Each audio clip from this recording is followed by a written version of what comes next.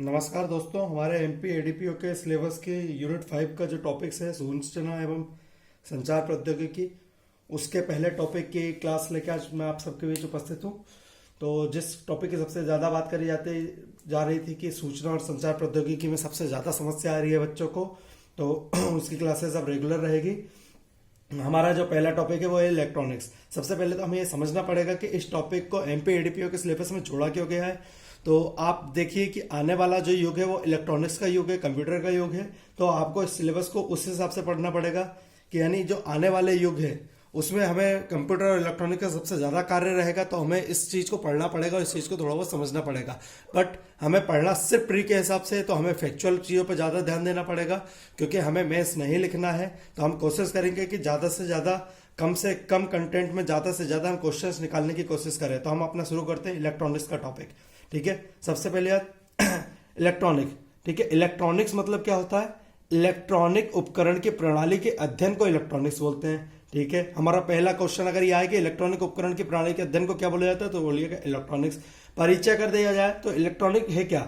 Electronics अर्धचालक के माध्यम से आवेश यानी मुफ्त यानी फ्री इलेक्ट्रॉन, उनको आवेश बोलते हैं, के प्रवाह से संबंधित है। ठीक है, वैसे यहाँ पर जितने भी बच्चे स्टूडेंट रहते हैं ज़्यादातर आर्ट्स के रहते हैं या फिर किसी और उस स्ट्रीम के रहते हैं, तो उनको इस टॉपिक में ज़्यादा दिक्कत आती है। ठीक है, तो पर इसको पढ़ना भी उसी हिसाब से है कि आपको बहुत ज़्यादा इस पर ध्यान नहीं देना है, सिर्फ इतना देना है कि आपके क्वेश्चंस हो जाएं, आपके प्री के फैक्चुअल वाले क्वेश्चंस कवर हो जाएं।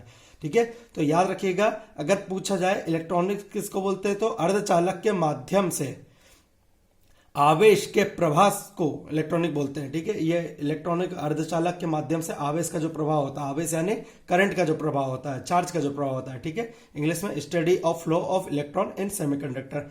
ठीक है, हमारे जो क्वेश्चन आने के सबसे ज्यादा चांसेस है वो है उसके इतिहास से। ठीक है, अगर हम इतिहास देखें इलेक्ट्रॉनिक्स का, तो शुरुआत होती है 1883 से। कब से होती है? 1883 से।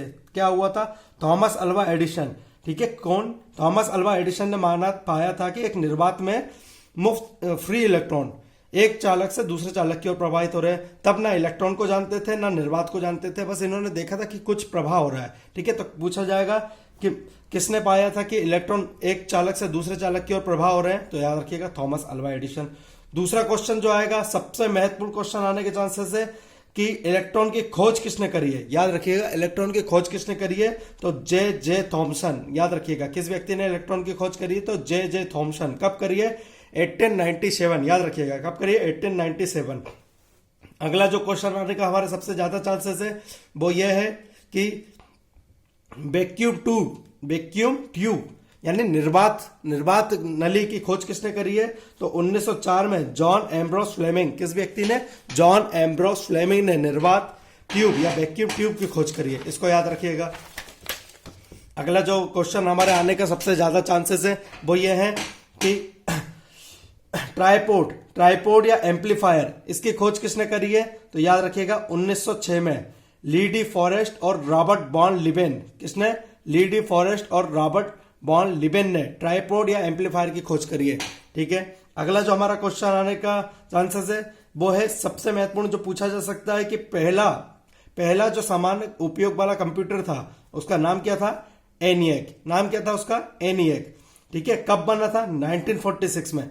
किस चीज का उपयोग करा गया था उसको बनाने के लिए? निर्वात नली या वैक्यूम ट्यूब का। याद रखिएगा, एनिएक का फुल फॉर्म होता है electronical numerical integrated and computer. याद रखिएगा, कब बना था? 1946 में। प्रयोग किस चीज का किया गया था? निर्वात नली। वैसे कंप्यूटर हम कंप्यूटर वाले टॉपिक में भी कवर कर लेंगे।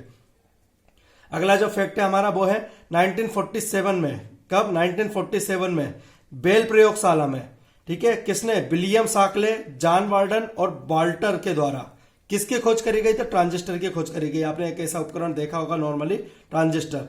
ठीक है, तो ट्रांजिस्टर की खोज किसके द्वारा करी गई? विलियम साकले, जॉन वार्डन और बाल्टर के द्वारा। कहां पर? बेल प्रयोगशाला में। कब? 1947 में। ठीक है, अगर हमारा अगले इतिहास का जो हमारा टॉपिक आता है वो आता है कि एडवांस ट्रांजिस्टर। कौन सा? एडवांस ट्रांजिस्टर, जिसका नाम क्या रखा था? MOSFET transistor. इसकी खोज किसने करी है? तो मोहम्मद अटल्ला और डावन कहेंग। मोहम्मद अटल्ला और डावर्ट कहेंग ने कब करी है? 1959 में। याद रखिएगा। अगला जो हमारा फैक्ट आने का सबसे ज्यादा चांसेस है वो ये है कि इंटीग्रेटेड सर्किट बहुत महत्वपूर्ण है, सबसे ज्यादा पूछे जाने के चांसेस जिसके हैं वो है इंटीग्रेटेड सर्किट से। तो इंटीग्रेटेड सर्किट की खोज किसके द्वारा करी गई है? रॉबर्ट नाइस और जैक किल्बी। पूछा जाएगा, याद रखिएगा, रॉबर्ट नाइस और जैक किल्बी के द्वारा इंटीग्रेटेड सर्किट बनाया गया। इंटीग्रेटेड सर्किट हिंदी में बोलते हैं एकीकृत सर्किट। कब बनाया गया? 1958। कब बनाया गया? 1958। ठीक है। माइक्रो प्रोसेसर की खोज, याद रखिएगा, माइक्रो प्रोसेसर की खोज किसने करी है? मार्सियन हॉप। किसने करी है? मार्सियन हॉप। कब? 1968। और सबसे महत्वपूर्ण जो पूछा जाने के चांसेस सबसे ज्यादा है वो ये है कि इंटेल के द्वारा इंटेल 4004 माइक्रो प्रोसेसर का निर्माण किया गया था। पूछा जा सकता है कि पहला व्यावसायिक माइक्रो प्रोसेसर किस कंपनी ने बनाया? इंटेल। उसका नाम क्या था? इंटेल 4004। ठीक है। कब बना? 1971 में। कौन सा था? पहला व्यावसायिक माइक्रो प्रोसेसर था। और अगर विकास वैसा पूछा नहीं है पर विकास इसका किस व्यक्ति ने करा है तो टेफ ऑफ स्टेनली मजर और फेडरिक फॉगिंग, याद रखिएगा। ठीक है। अगली जो हमारी चीज आ सकती है, जो पूछी जा सकती है कि इलेक्ट्रॉनिकी की कितनी शाखाएं होती हैं, तो क्वेश्चन का आंसर होगा इलेक्ट्रॉनिकी की 2 शाखाएं होती है। कितनी होती है? इलेक्ट्रॉनिकी की 2 शाखाएं होती है। कौन सी? एक होती एनालॉग इलेक्ट्रॉनिकी, एक होती डिजिटल इलेक्ट्रॉनिकी। ठीक है। एनालॉग इलेक्ट्रॉनिकी में विद्युत स्पंदनों का प्रयोग किया जाता है, डिजिटल इलेक्ट्रॉनिकी में डिजिटल सिग्नलों का प्रयोग किया जाता है। ठीक है। एनालॉग सिग्नलों का प्रयोग होता है एनालॉग इलेक्ट्रॉनिकी में, इसमें बाइनरी फॉर्मेट का प्रयोग होता है। ठीक है। एनालॉग इलेक्ट्रॉनिकी में निरंतर सिग्नल चलते रहते हैं, डिजिटल इलेक्ट्रॉनिकी में 0 और 1 के फॉर्म में सिग्नल चलते हैं। किस फॉर्म में चलते हैं? 0 और 1 के फॉर्म में सिग्नल चलते हैं। ठीक है। ज्यादा कंफ्यूज होने की समस्या दिक्कत नहीं है। जितने फैक्ट आएंगे, जितने फैक्ट कवर हो सकते हैं हम सारे फैक्ट इसमें कवर कर लेंगे। आपको भी फैक्चुअल तौर पे इसको डाटा को याद रखना है, बहुत ज्यादा इसमें डीप जाने की जरूरत नहीं है। अगला जो हमारा पूछा जा सकता है इलेक्ट्रॉनिक्स से संबंधित शब्दावली, बहुत महत्वपूर्ण है, जो पूछे जाने के सबसे ज्यादा चांसेस है इलेक्ट्रॉनिक्स से संबंधित शब्दावली। तो पहला जो आता है वो आता है अर्धचालक। पहला आता है अर्धचालक। पूछेंगे अर्धचालक क्या होता है, तो जिसमें विद्युत चालकता चालकों से कम हो और अचालकों से ज्यादा हो। ठीक है। थोड़ा बहुत अगर आपको पता होगा कि चालक और अचालक क्या होते हैं। चालक वो होते हैं जिसमें विद्युत फ्लो हो जाती है, जैसे लोहा हो गया या फिर अपने चांदी हो गई, इस टाइप से जिसमें विद्युत फ्लो हो जाती है। अचालक कौन सा है? जिसमें विद्युत फ्लो नहीं हो पाती, जैसे लकड़ी हो गई या शीशा हो गया। ठीक है। तो अर्धचालक क्या होते हैं? जिसमें विद्युत चालकता चालकों से तो कम होती है पर अचालकों से अधिक होती है। ठीक है। क्वेश्चन आए कि जिसमें विद्युत चालकता चालकों से कम होती है पर अचालकों से ज्यादा होती है, उसे क्या बोलते हैं? तो अर्धचालक होते हैं। सबसे ज्यादा किससे बनता है? याद रखिएगा, सिलिकॉन से। अभी समस्या दुनिया में अगर किसी चीज की सबसे ज्यादा चल रही है तो अर्धचालक, इंग्लिश में सेमीकंडक्टर, याद रखिएगा। अभी दुनिया में अगर सबसे ज्यादा समस्या किसी की चल रही है तो वो चल रही है अर्धचालक, सेमीकंडक्टर। आप आज कोई गाड़ी की बुकिंग करने जाएंगे तो आपको गाड़ी हो सकता है 2 महीने बाद या 3 महीने बाद मिले। उसका कारण यही है कि सेमीकंडक्टर की बहुत ज्यादा समस्या चल रही है दुनिया में, याद रखिएगा। अगला जो है किसमें प्रयोग होता है? रजिस्टर, ट्रांजिस्टर आदि उपकरणों में इसका प्रयोग होता है। ठीक है। इसमें क्या करते हैं? अशुद्धि मिलाते हैं। क्या मिलाते हैं? अशुद्धि, यानी बाहर से कुछ मिलाते हैं इसको उपयोगी बनाने के लिए। उसको क्या बोलते हैं? डोपिंग। क्वेश्चन आएगा कि निश्चित मात्रा में अशुद्धि मिलाने को क्या बोलते हैं, तो याद रखिएगा डोपिंग बोलते हैं। कितने प्रकार के होते हैं? 2 प्रकार के होते हैं। कौन से? एन प्रकार के, पी प्रकार के। कौन से होते हैं? एन प्रकार के, पी प्रकार के। ठीक है। अगला जो आएगा हमारा फैक्ट जो आने के चांसेस है वो है प्रेरक। क्या आता है? प्रेरक यानी इंडक्टर। प्रेरक क्या है? इंडक्टर। कोई विद्युत धारा प्रवाहित करने पर चुंबकीय क्षेत्र के रूप में ऊर्जा भंडार करता है। ठीक है। ये क्या है? एक ऐसा पदार्थ है जो विद्युत धारा प्रवाहित करने पर चुंबकीय क्षेत्र के रूप में ऊर्जा को भंडारित कर लेता है। ठीक है। कुछ इस टाइप का दिखता है, अगर आपने देखा होगा तो इंडक्टर। ठीक है। इसमें विद्युत धारा फैलाओ तो आजू बाजू चुंबकीय क्षेत्र के रूप में ऊर्जा को भंडारित कर लेता है। ठीक है। अगला जो हमारा आता है वो आता है प्रतिरोधक। अगला जो हमारा पूछा जाता है प्रतिरोधक। ठीक है। क्वेश्चन किस टाइप से आ सकता है कि ऐसा कौन सा पदार्थ, ऐसी कौन सी वस्तु है जो विद्युत धारा को प्रभावित करने पर चुंबकीय क्षेत्र के रूप में ऊर्जा को भंडारित कर लेती है, तो क्वेश्चन आंसर आएगा उसका इंडक्टर। अगला हमारा पूछा जाता है प्रतिरोधक, रजिस्टर। ठीक है। पूछा जा सकता है कि किसकी मदद से करंट को कंट्रोल किया जाता है, तो याद रखिएगा प्रतिरोधक या फिर रजिस्टर। ठीक है। अगला पूछा जा सकता है कि संधारित्र कैपेसिटर, याद रखिएगा कैपेसिटर देखा होगा आपने, ठीक है। क्या रखता है, ये क्या करता है, करंट को, आवेश को, ठीक है, करंट को आवेश या चार्ज के रूप में स्टोर करता है, ठीक है। छोटे रिचार्जेबल बैटरी की तरह होता है, देखा होगा एक कैपेसिटर। नॉर्मली आपके पंखे की स्पीड पे कम हो जाती है तो लोग आके कैपेसिटर लगा देते हैं। इसकी खोज किसने करी थी, एडवर्ड जॉर्ज ने। किसने करी थी, एडवर्ड जॉर्ज ने। इसकी यूनिट क्या होती है, फेराडे, जिसको एफ से डिनोट किया जाता है, ठीक है। अगला जो हमारा पूछा जाने का चांसेस है, जो महत्वपूर्ण है, वो है डायोड, ठीक है। अगला जो पूछा जाने का चांसेस है जो बहुत महत्वपूर्ण है वो है डायोड, ठीक है। डायोड क्या करता है, करंट को केवल एक ही दिशा में जाने की अनुमति देता है। क्वेश्चन है कि कौन सा ऐसा पदार्थ है या कौन सा ऐसा इंस्ट्रूमेंट है जो करंट को केवल एक ही दिशा में जाने की अनुमति देता है, तो वो होता है डायोड, ठीक है। कौन से होते हैं, पी तथा एन प्रकार के सेमीकंडक्टर के उससे बनते हैं, ठीक है। पी को एनोड बोलते हैं और एन को कैथोड बोलते हैं, ठीक है। पी प्रकार और एन प्रकार के सेमीकंडक्टर की सहायता से इसको बनाया जाता है, ठीक है। पी भाग को एनोड बोलते हैं, एन भाग को कैथोड बोलते हैं। प्रकार कितने होते हैं डायोड के, प्रकार बहुत सारे होते हैं। नॉर्मल होता है, जेनर होता है, लेजर होता है, फोटो होता है, पी एन डायोड होता है। पर जो महत्वपूर्ण अपन को पढ़ना है वो है लाइट इमिटिंग डायोड या एलईडी। एलईडी बल्ब तो जानते हैं, वही लाइट इमिटिंग डायोड, एलईडी, ठीक है। पूछा जाए कि एलईडी क्या है, क्वेश्चन आ सकता है कि एलईडी क्या है, तो याद रखिएगा एलईडी एक अर्धचालक डायोड है। क्या है, अर्धचालक डायोड। खोज किसने करी है, एजे राउंड। किसने करी है इसकी खोज, एजे राउंड द्वारा, ठीक है। ऊर्जा को किस रूप में प्रवाह करता है, यह भी पूछा जा सकता है कि एलईडी ऊर्जा को किस रूप में प्रवाह करता है, तो याद रखिएगा फोटोन के रूप में। किस रूप में प्रवाह करता है, फोटोन के रूप में। एक और क्वेश्चन आ सकता है, वो क्वेश्चन आ सकता है लेजर से, ठीक है। लेजर लाइट बचपन में सबने यूज करी होगी। लेजर, इसका फुल फॉर्म क्या है, light amplification by stimulating emission of radiation, ठीक है। क्या, light amplification by stimulating emission of radiation. पूछा ये जा सकता है भैया, क्या इंजेक्शन डायोड किसको बोलते हैं, तो याद रखिएगा लेजर को इंजेक्शन डायोड बोलते हैं। किसका उपयोग करता है, लेजर बीम का उपयोग करता है। कहां उपयोग होता है, तो बारकोड रीडर में इसका उपयोग हो रहा है, लेजर पॉइंट में इसका उपयोग हो रहा है, ठीक है। फाइबर ऑप्टिक्स बहुत महत्वपूर्ण चीज है। आज सारा इंटरनेट लगभग फाइबर ऑप्टिक्स पे चल रहा है, वहां पर इसका उपयोग हो रहा है।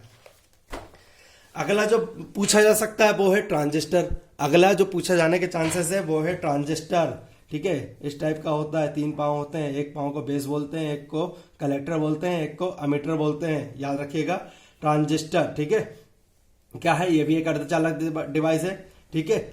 इसके बाद अगला जो आता है वो हमारा आता है एकीकृत परिपथ या इंटीग्रेटेड चिप, इंटीग्रेटेड सर्किट। बहुत महत्वपूर्ण है, सबसे महत्वपूर्ण डिवाइस यही है, ठीक है। क्या होता है, एक सिलिकॉन की चिप होती है जिस पर इलेक्ट्रॉनिक कंपोनेंट होते हैं, ठीक है। क्या होता है, कंफ्यूज होने की जरूरत नहीं है, घर का रिमोट पड़ा होगा तोड़ लो, उसमें जो दिखेगा वही होता है इंटीग्रेटेड सर्किट, आईसी चिप, ठीक है। पुरानी टीवी में जो रिमोट आते थे ना जिसमें आईसी चिप होती थी, बस वही एकीकृत परिपथ, ठीक है। इसमें क्या क्या लगे होते हैं, डायोड, ट्रांजिस्टर आदि उपकरण एक साथ बहुत सारे लगे होते हैं, इसलिए इसको इंटीग्रेटेड सर्किट बोलते हैं या एकीकृत परिपथ बोलते हैं, क्योंकि डायोड और ट्रांजिस्टर जैसे बहुत सारे उपकरण एक साथ लगे होते हैं। प्रकार क्या होता है, 3 प्रकार के होते हैं, एनालॉग, डिजिटल, मिश्रित। क्वेश्चन का आने के चांसेस कहाँ है, क्वेश्चन आने के चांसेस यहां से है। एकीकृत परिपथ की पीढ़ियां, क्या पूछा जा सकती है, एकीकृत पथ की पीढ़ियां। तो सबसे पहले कौन सा आया, एसएसआई। क्वेश्चन आएगा कि एसएसआई का फुल फॉर्म क्या होता है, तो स्मॉल स्केल इंटीग्रेशन। क्या होता है, स्मॉल स्केल इंटीग्रेशन। कब आया, 1994 में। इसमें कितने ट्रांजिस्टर की क्षमता थी, 1 से 10 ट्रांजिस्टर की, ठीक है। दूसरा पूछा जा सकता है एमएसआई। कौन सा, एमएसआई, मीडियम स्केल इंटीग्रेशन। कौन सा, मीडियम स्केल इंटीग्रेशन। कब आया, 1968 में। ट्रांजिस्टर कितने लग सकते थे, 10 से 500, ठीक है। तीसरा आता है एलएसआई। कौन सा, लार्ज स्केल इंटीग्रेशन, ठीक है। कौन सा, लार्ज स्केल इंटीग्रेशन। कब आया, 1971 में। कितने ट्रांजिस्टर की क्षमता थी, 500 से 20,000, याद रखिएगा कितने, 500 से 20,000। फिर आता है वेरी लार्ज स्केल इंटीग्रेशन। कौन सा, वेरी लार्ज स्केल इंटीग्रेशन। कब आया, 1980 में। कितने ट्रांजिस्टर लग सकते थे, 20,000 से 10 लाख तक। फिर कौन सा आया, ultra large scale integration, ULSI. कौन सा, ultra large scale integration, ULSI. कब आया, 1984 में। कितने ट्रांजिस्टर लग सकते थे, 10 लाख से ज्यादा। क्वेश्चन क्या आएगा कि वर्तमान में किस आईसी का प्रयोग हो रहा है, तो ultra large scale integration IC का, ठीक है। यूएलएसआई का फुल फॉर्म क्या है, तो अल्ट्रा लार्ज स्केल इंटीग्रेशन। आई का भी है 1984 में। कितने ट्रांजिस्टर की क्षमता होती है इसमें, 10 लाख से ज्यादा, याद रखिएगा। ये इसके शॉर्ट फॉर्म से भी पूछा जा सकता है। एसएसआई का शॉर्ट फॉर्म क्या है, स्मॉल स्केल इंटीग्रेशन। एमएसआई का शॉर्ट फॉर्म क्या है? Medium scale integration. एलएसआई का शॉर्ट फॉर्म क्या है? Large scale integration. बीएलएसआई का शॉर्ट फॉर्म क्या है? Very large scale integration. ULSI का शॉर्ट फॉर्म क्या है? Ultra large scale integration. ठीक है, अगला जो हमारा टॉपिक है जो आने के चांसेस है वो है भारत में इलेक्ट्रॉनिक्स का विकास, जिससे क्वेश्चन आने के चांसेस बहुत ज्यादा है। क्या? भारत में इलेक्ट्रॉनिक्स का विकास। ठीक है, तो क्या पूछा जाएगा? सबसे पहले भारत में इलेक्ट्रॉनिक विभाग की स्थापना 1970 में। कब हुई? 1970 में, याद रखिएगा। 1973 में क्या हुआ? प्रौद्योगिकी विकास परिषद बनाया गया। क्या बनाया गया? प्रौद्योगिकी विकास परिषद, है ना, इलेक्ट्रॉनिक की नीति बनाने में मदद करता था ये। 1974 में सेंट्रल इलेक्ट्रॉनिक्स लिमिटेड की स्थापना करी गई। कहां पर? गाजियाबाद में। ये क्वेश्चन आएगा, सेंट्रल इलेक्ट्रॉनिक लिमिटेड कहां पर है? गाजियाबाद में। 1980 में क्या हुआ? Standardisation testing and quality certificate, इसकी स्थापना करी गई। Standardisation testing and quality certificate की स्थापना कब? 1980 में। 1982 में क्या हुआ?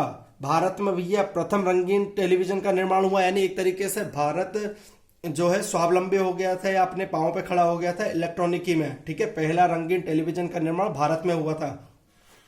1984 में क्या हुआ? Society for applied microwave electronics engineering research, Sameer, संस्था का नाम क्या है? Sameer, society for applied microwave electronics engineering research. ठीक है, कब स्थापित करा गया? 1984 में। ठीक है, याद रखिएगा। अगला क्या है? 1985 से 1990 के बीच में जो 7वीं पंचवर्षीय योजना थी, कौन सी 7वीं पंचवर्षीय योजना थी?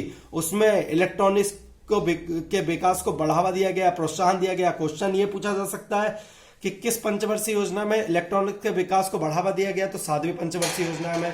ठीक है, कौन थे इस समय हमारे प्रधानमंत्री? राजीव गांधी जी थे, जिनका इलेक्ट्रॉनिक में विशेष उनका यानी विशेष योगदान बोल सकते हैं आप, उनका विशेष लगाव था इलेक्ट्रॉनिकी के प्रति, तो उनका बोल सकते हैं। ठीक है, इसके बाद है 1990 में central for material for electronics technology की स्थापना हुई। कहां पर है भैया? Central for material for electronics technology, CMET जिसको बोलते हैं, तो है पुणे में। ठीक है, 1993 में इलेक्ट्रॉनिक हार्डवेयर पार्क होते हैं, इलेक्ट्रॉनिक हार्डवेयर पार्क की स्थापना करी गई। ठीक है, मध्य प्रदेश में कहां कहां है ये? इंदौर, भोपाल, जबलपुर, ग्वालियर, याद रखिएगा। कहां पर है? इंदौर, भोपाल, जबलपुर, ग्वालियर में। ठीक है, जिसमें भोपाल और जबलपुर, ग्वालियर को नेशनल क्लस्टर में भी जोड़ दिया गया है। ठीक है, अगला फैक्ट जो आ सकते हैं, जो फैक्चुअल क्वेश्चन हम सीधे करेंगे, हम फैक्चुअल क्वेश्चन देखने की कोशिश करते हैं। तो हमारा पहला फैक्ट क्या आ सकता है कि national institute of electronic information and technology, ठीक है, national institute of electronic and information technology, इसकी स्थापना कब हुई? 1994 में। कब हुई? 1994 में। टेक्नोलॉजी डेवलपमेंट बोर्ड की स्थापना कब करी गई? तो 2000 में। कब करी गई? सन 2000 में। नेशनल इलेक्ट्रॉनिक पॉलिसी पूछा जा सकता है, नेशनल इलेक्ट्रॉनिक पॉलिसी कब आई? तो याद रखिएगा 2019 में पॉलिसी आई है हमारी, जो सबसे रिसेंट पॉलिसी आई है। अगर पूछा जाएगा कि सबसे रिसेंट पॉलिसी कौन सी आई है, तो 2019 में आई है। किस पॉलिसी को इसने चेंज कर दिया है? तो 2012 की पॉलिसी। किस पॉलिसी को इसने चेंज करा है? तो 2012 की इलेक्ट्रॉनिक पॉलिसी को इसने चेंज कर दिया है। ठीक है, पूछा जाने का चांसेस बहुत ज्यादा है कि हमारी सबसे रिसेंट इलेक्ट्रॉनिक पॉलिसी कब आई है? तो 2019 में आई है। उसके द्वारा किस पॉलिसी को चेंज करा गया है? तो 2012 की पॉलिसी को चेंज किया गया है। कुछ और फैक्ट जो हमारे बन सकते हैं वो है father of electronics. Father of electronics किसको बोलते हैं? तो जॉन एम्ब्रोस फ्लेमिंग, याद रखिएगा, जॉन एम्ब्रोस फ्लेमिंग। वैसे इसमें क्या होता है कि इसमें बहुत विवाद वाली स्थिति है। कुछ लोग फादर ऑफ इलेक्ट्रिसिटी जो माइकल फेराडे है, और फादर ऑफ इलेक्ट्रॉनिक्स जो कि जॉन एम्ब्रोस फ्लेमिंग है, इनमें कंफ्यूज जाते हैं। एक बुक लिखी गई थी जिसमें बुक का नाम था फादर ऑफ इलेक्ट्रॉनिक्स, वो माइकल फेराडे के ऊपर लिखी गई थी, but father of electronics John Ambrose Fleming को बोला जाता है। Father of electricity Michael Faraday को बोला जाता है। ठीक है, कंफ्यूज मत होइएगा। अगला क्या है? Indian father of electronics. ठीक है, बस एक संज्ञा दी गई है इंडियन फादर ऑफ इलेक्ट्रॉनिक्स की, वो दी गई है एम संजीव राव। किसको? M S Sanjeev Rao. किसको दी गई है इंडियन फादर ऑफ इलेक्ट्रॉनिक्स की संज्ञा? तो वो दी गई है एम एस संजीव राव को। ठीक है, ये भोपाल और जबलपुर देश के इलेक्ट्रॉनिक मैन्युफैक्चरिंग क्लस्टर है तो चयनित किया गया। क्वेश्चन आ सकता है कि मध्य प्रदेश के किन शहरों को देश के इलेक्ट्रॉनिक मैन्युफैक्चरिंग क्लस्टर है तो चयनित किया गया है? तो भोपाल और जबलपुर, याद रखिएगा। अगले जो हमारा फैक्ट है, भारत में अति चालकता, भारत में सुपर कंडक्टिविटी, कौन से? भारत में सुपर कंडक्टिविटी। ठीक है, तो इसमें दो ही फैक्ट है हमारे। क्या है? प्रोग्राम मैनेजमेंट बोर्ड कब बना? 1987 में। नाम परिवर्तित कब हुआ इसका? 1991 में। और नाम क्या कर दिया गया? राष्ट्रीय अति चालकता व प्रौद्योगिकी बोर्ड। अति चालकता क्या होती है? वही चालकता को बढ़ाने को अति चालकता बोलते हैं। ठीक है, दूसरा है केंद्रीय इलेक्ट्रॉनिकी इंजीनियरिंग अनुसंधान संस्थान कहां पर है? ये क्वेश्चन आ सकता है कि केंद्रीय इलेक्ट्रॉनिकी इंजीनियरिंग अनुसंधान संस्थान कहां है? तो पिलानी। कहां पर है? पिलानी, याद रखिएगा। तो दोस्तों मैंने कोशिश करी है कि सबसे अच्छा कंटेंट और सबसे लिमिटेड सोर्स में और सबसे ज्यादा जो क्वेश्चन कवर कर सकते हैं वो हम ऐसा वीडियो बनाए, तो मेरे को लगता है कि मैं उसमें सफल रहा हूं। बाकी देखिएगा इस वीडियो को, और अगर आपकी कोई एडवाइस है तो उसको कमेंट में जरा बताइएगा। धन्यवाद।